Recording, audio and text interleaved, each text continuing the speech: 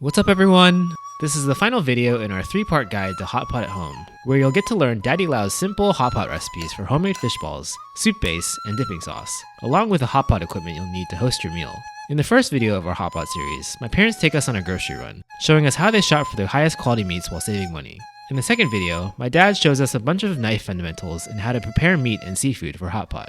Teaching us these recipes will be my dad, who's been cooking Chinese food for over 50 years, and who also happens to be playing the flute that you're listening to right now. Be sure to stay tuned at the end to eat with my family and join us for our hot pot celebration. Check out our description for links to our hot pot playlist and other videos in this series, as well as our blog post on madewithlau.com for our full shopping list and guide to how to do hot pot at home. Hope you guys enjoy! 各位朋友，我哋又見面啦！今日咧就係我個仔 Randy 生日，我哋咧準備咧今日一個家庭式嘅聚會，同阿 Randy 咧慶祝生日。我哋今日咧就準備整打邊爐，用國語講咧就火鍋。我哋廣東人講慣咗就話打邊爐啦。If you need a hot pot, it's a really low-stress way to have a fun and festive meal with people you love. On this particular weekend, we're celebrating my birthday, but hot pot needs no excuses to be enjoyed on any day of the year. At its core, hot pot is a social experience where you cook raw foods in a communal pot of flavored broth or soup. As my dad mentioned, in Cantonese, this classic meal is known as Daddy Lau, but hot pot has as many names as it does variations, since it's a staple of most Asian countries, and a few European ones as well.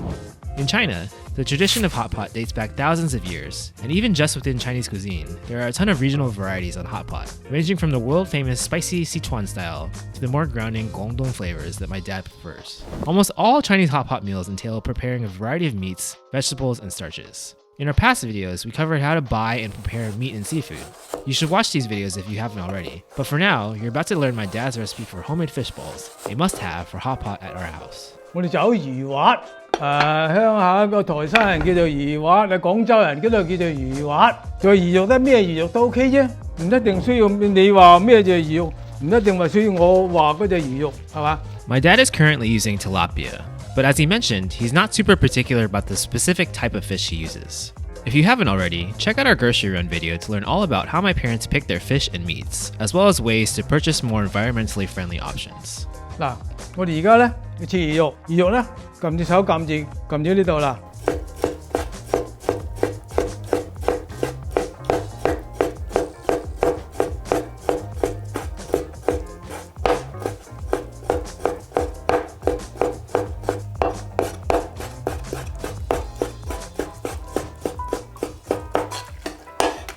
快唔快？ Yeah.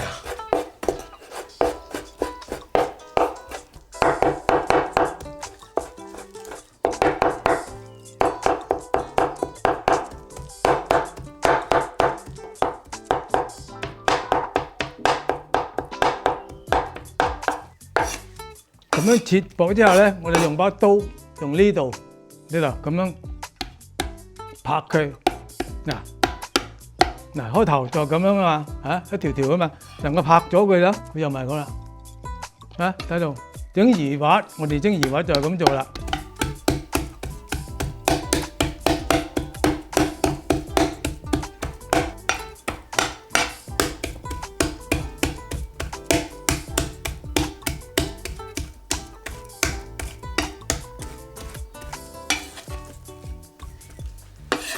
After we flatten the fish, we'll fold it back onto itself a few times and then mince the fish again. 咁剁佢啊！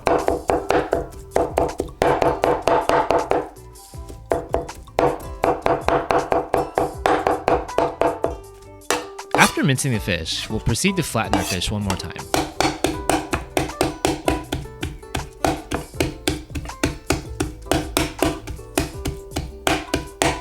如果冇呢個把刀，可唔可以用匙羹啊？或者係你打爛嗰時用其他嘢，總之你諗整佢嗱。 If you don't already have a Chinese chef knife, we have a link to buy my dad's exact knife in our description. Otherwise, you can get creative with spoons, spatulas, glass bottles, or anything else you have on hand to beat the fish into a fine puree. 當然又有啲嘢攪拌，如果你屋企有啲攪拌嗰啲用機攪都得，仲好，一樣得。不過我就屋企冇呢啲，我就淨係咁樣做咯。你有嗰啲嘢就可以。而家好多嘅先進嘅咩工具切嘢都有啦，切嘢都唔使好似以前我哋以前咁樣做㗎。我哋啲以前就咁做嘅咋。咁樣做係咪好啲啊？冇講話邊個好唔好啲，你用機走啫，即總之整呢個辣，整呢個滑就得啦。我哋先整完呢條，我就俾蝦，仲要俾啲蝦落去。蝦咧，先開咗佢，去咗腸嗰條腸先嗬，片開佢，咪腸埋喺度咯，係嘛？你搣咗條腸出嚟，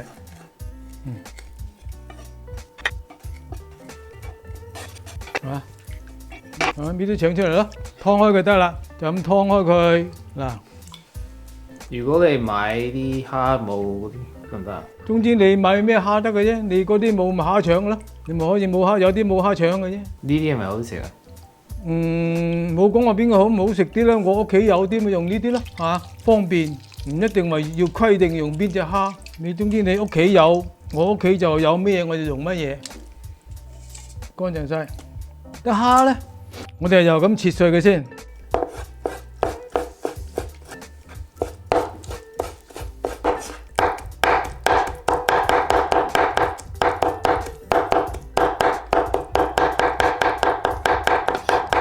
又係咁啦，嗱，來到就撇拍噶啦，嗱，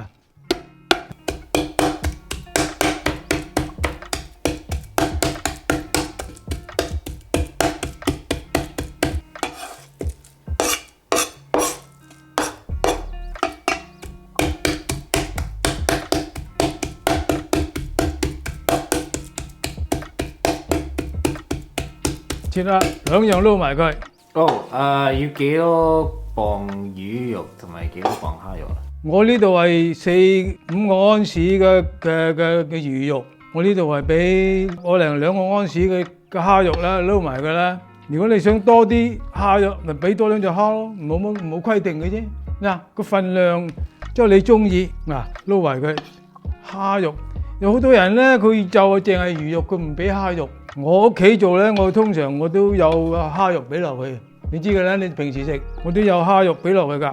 After mixing the fish and shrimp together, we'll once again flatten it with the side of our chef's knife. 呢個咧就係我哋廣東人叫做魚滑或者叫魚膠啊，膠就係啲膠質嘅膠嗱，魚膠魚肉啊，呢個咧就好多用嘅，煲好啲滾水，俾個匙羹筆一嚿嚿咁擺落去整熟佢，亦啲或者你可以俾個煎 pan 咁煎熟佢又得。我哋今日咧就喺度打邊爐嘅，俾匙羹筆落嗰啲個湯度，一個個好似嘅魚球咁，呢個波仔咁咯，係嘛？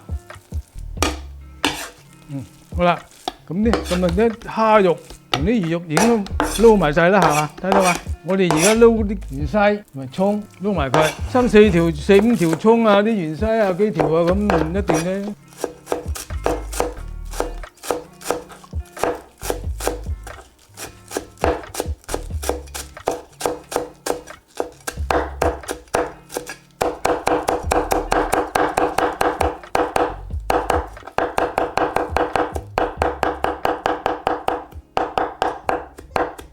啲果皮，少少果皮。屋企通常呢啲嘢我都係用果皮落去調料嘅，咁啊撇出嗰啲魚嘅味道、腥味。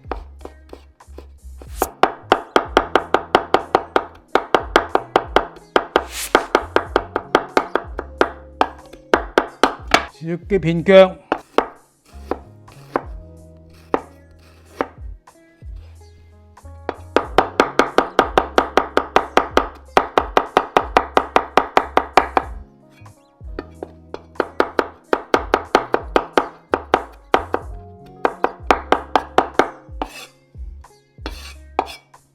好啦，我哋而家咧先撈好嗰啲魚滑先啊，俾個碗嚟撈好啲魚滑先啊，你先嚇。To an empty bowl, we'll be adding a half teaspoon of white pepper, 1 teaspoon of chicken bouillon, 1 teaspoon of salt, 1 teaspoon of sugar, 3 tablespoons of cornstarch, 1 egg, and 5 tablespoons of water. Mix it all together for about a minute. My dad used this amount of marinade for about 8 ounces of fish and 2 ounces of shrimp, so you can adjust accordingly. 啲蛋同埋啲生粉係過嚟黐埋晒啊！撈埋晒佢，正式喺餐館做嘅咧，佢就唔落個蛋黃，就用個蛋白就得啦。佢就係嗰啲魚肉咧會白啲，但係我哋屋企都冇乜所謂咯。我哋連蛋黃都俾埋落去都唔緊要咯，係屋企食嘅啫嘛。撈好晒嗰個味啦，我哋將嗰啲魚肉同埋嗰啲柯來嘢擺晒落去，而家咧將嗰啲魚肉發開先嚇，快抽啲攪佢。如果有好多人大嘅餐館用嗰啲，我哋用啲攪拌機攪咯。我哋屋企咪咁樣 OK 啫，係咪攪到咁上下？嗰啲麻油落去，麻油咧係用咗一個茶匙咁多啦，橄欖油又一個茶匙咁上下啦。好啦，基本上就係咁多嘢啦。我攪多啲嘅手嘅。Mix everything together for another 30 seconds. 呢啲叫做我哋廣東人叫做魚球、魚滑、魚球，就係咁做噶啦。咁樣做咧，你可以一俾時間一嚿嚿咁擺落嗰啲湯度整一個嚿嚿就得。你成咁俾個煎 pan 咁煎你個魚餅又得。得啦，先。我哋盡量咧搞多啲手嘅韌啲，嗰嚿肉會韌啲，知道嘛？嗱，睇到啊！嗱，我哋講嗱，你可以用攪拌機得嘅，我咁樣佢一樣嘅效果都 OK 嘅。有啲咧傳統嘅餐館做嘅咧就揼佢，邊個手咁揼，啲個盤咁揼佢，得啦。點解啊？咁佢起膠啦嘛，韌啲，整到嗰啲魚肉佢會起膠，佢會韌啊。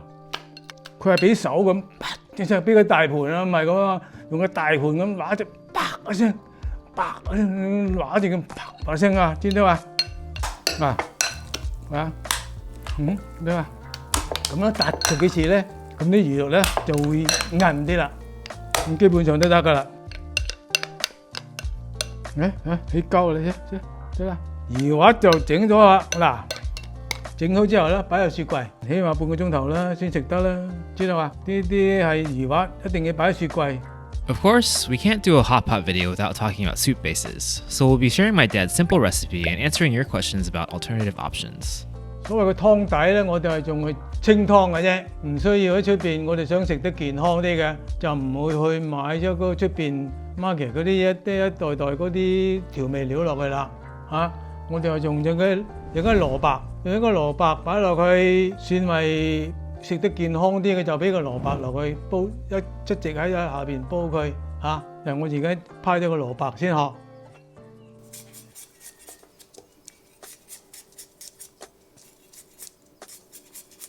你想啲蘿蔔咧，切咗佢一片片就得啦。咁到你食，你就咁擺喺湯度咁。不過湯最尾要留嚟食啫嘛。傾你成日先留啲蘿蔔食，係咪？最尾要留啲蘿蔔食，傾到中意食啫。My dad's soup base is on the lighter side, which is more in line with a typical Cantonese style of hot pot. Cantonese hot pot soups tend to be more mild, often flavored by boiling chicken, fish, or shrimp. I've also heard that some restaurants use rice porridge for an interesting twist on soup base. Further up north, in places like Sichuan and Chongqing, the style of hot pot is more in line with their world-renowned mala flavor, or ma lat in Cantonese, which means numb and spicy. Their soup base generally involves some combination of Sichuan peppers, chilies, and other spices. If you're looking for more nuanced soup-based recipes, our friends at Chinese Cooking Demystified have 3 different options for you in their own hot pot video. And if you've ever Googled basically any Chinese recipe, you've probably heard of Walks of Life, a fellow Asian-American family recipe blog with several great resources for hot pot and soup bases. If you don't feel like making your own soup base, there are also a ton of great ready-made options where you basically just add water. You can also use a few flavor packets from your favorite instant ramen brands and cook the noodles during your meal.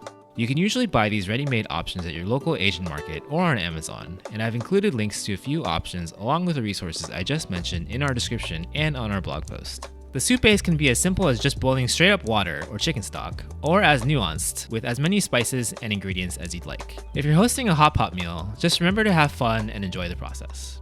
Personally, I prefer my dad's light soup base over some of the spicier, heavier soup bases out there, and the broth generally absorbs more and more flavor as the night goes on. Coupled with my dad's dipping sauce, which we got a bunch of questions about, each bite is already packed with more than enough flavor for me. 好啦，我哋而家教埋呢個梳士先啦，個人都唔同嘅，隨你喜好啦。不過我哋睇你人多定人少，人多較多，人少較少啲啦，係嘛？我哋而家都有6、7個人食嘢，咁我哋就較多啲梳士啦。我哋記得呢個係生抽嚟嘅，生抽我俾4個湯匙，蠔油咧又係俾4個湯匙。呢個沙茶醬咧，一個湯匙，橄欖油咧又一個湯匙，麻油咧半個湯匙夠啦，一個茶匙嘅鹽，一茶匙嘅糖，啲少少雞粉落嗰調味咧，一個茶匙咧 ，OK。辣椒醬咧，就你喜歡食辣啲就俾多啲咧，唔好咁辣就俾少啲咧。我又俾半個茶匙落嘅啫。嗱，好啦，咁樣咧，搞起上嚟咧，佢會要少少鹹啲，過下鹹咧就係咧，我就俾啲滾水落去，我俾4個湯匙嘅滾水落去。We use boiled water instead of tap water because it helps extend the shelf life of the sauce. OK， 咁啦，搞好嘅。We'll be mixing everything for about 30 seconds. 咁呢啲調味料咧，隨你有時你喜好咯，你中意點樣咪俾加啲咩加減啊嗰啲嘢就冇所謂嘅嚇，中意你自己口味啊！我哋屋企慣咗就係咁樣做法啦嚇，你屋企就係慣咗咁做法啦。好啊，咁多搞掂啦。咁啱間食嗰時咯，咪分開一人一個碟仔裝住攞嚟點嗰啲肉咯，係嘛？Before we start eating, the last thing to cover is our hot pot equipment. You may or may not need to buy chopsticks, strainer ladles, a portable heating surface, and a pot. There are some portable hot plates that are designed specifically for hot pot that come with both a heating element and a pot in one.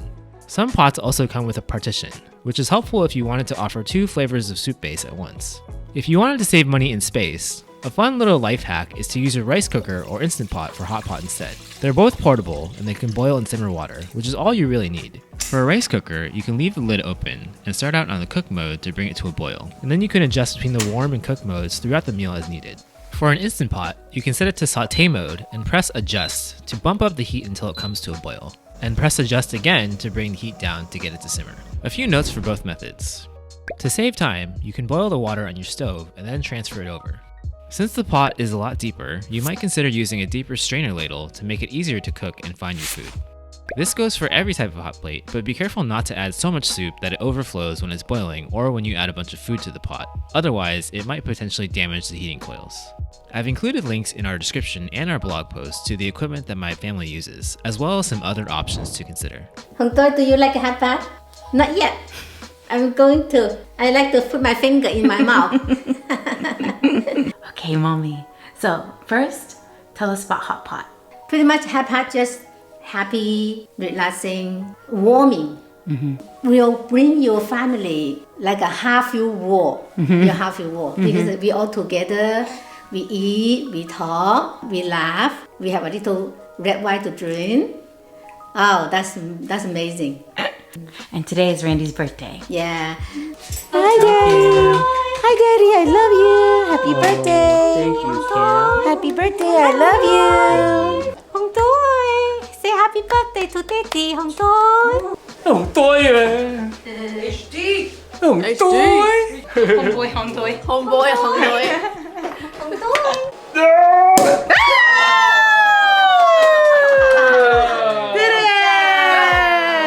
When Randy was Kim Cam's age, what was he like? When Randy was a baby, he's a lovely baby. He remembers things really, really fast. Very, very early, he can tell A, B, C, D, 1, 2, 3, like that. Happy birthday to me. Happy birthday. What was his personality like? Was he always determined and like creative things? Randy is hard worker, just like his parents. And Randy have a good mind to want to create things. Kim, what do you want to say to Daddy? Happy birthday! Happy birthday! Happy birthday! What do you want to say to Daddy? Say he's a good daddy? Yeah, he's a good daddy. He's so Happy nice. birthday! OK，生日快樂！ birthday noodle for birthday 生日快 boy. 樂！OK。 In the sauce. How's it feel to be 33? Yeah, so that's It hasn't really hit me yet, So that- but probably it's more different that I have a birthday with a son. His first You're a birthday. dad now. I'm a dad now. Cam, you're a big gift for your daddy. This is a big gift. Is he the best gift ever? Best gifts. Cam's the best gift. What are your wishes for Randy this year? Oh, I wish Randy able to working hard, produce a lot of wonderful video for cooking, and also get a lot of support from our friend. What are your wishes for Randy? Successful year. The other baby girl. Oh, baby girl. What is your wish for him, Mom? Mom too. Oh, much success and a baby girl. That's all the moms want. Success and baby girls. Yeah, the same. Success and baby girl. And healthy, happy, prosperity, And baby girl. successful, And baby girl. baby girl. And a baby girl. Just wish. To reflect a little bit, in other videos, my parents share stories about their life in China and how they could maybe only get access to 1 pound of meat per month. And here we are, celebrating my birthday, eating effectively a year's supply of meat in one sitting. Looking back on the past 33 years, I'm just so deeply grateful for everything my parents have done to raise me, and all the sacrifices they've made so that I could experience and enjoy a better life than they did. I know you're not supposed to talk about your birthday wishes, but really, I just want my family, my loved ones, and all of you in our extended family to be healthy and happy this year. My other wish is to be able to continue pouring my creative energy into Made with Lau for many years to come. My career has taken a lot of twists and turns, and I'm extremely blessed to have found something so fulfilling to work on and to share with all of you. Personally, Made with Lau has brought me so much closer to my family and my heritage, and I hope it has a similar impact on you as well. With that, on behalf of the Lau family, whether you're just tuning in for the first time or if you've been around since day one, from the bottom of my heart, thank you so much for all of your support. It's an absolute privilege to get to share our stories and recipes with you. Daddy was 4 years old. Daddy was 4 years old. Kim, does Daddy Daddy taste said, good? happy birthday. Happy birthday, Daddy. We love Happy you. birthday. We love you. Bye bye. All our fans. We see you next time.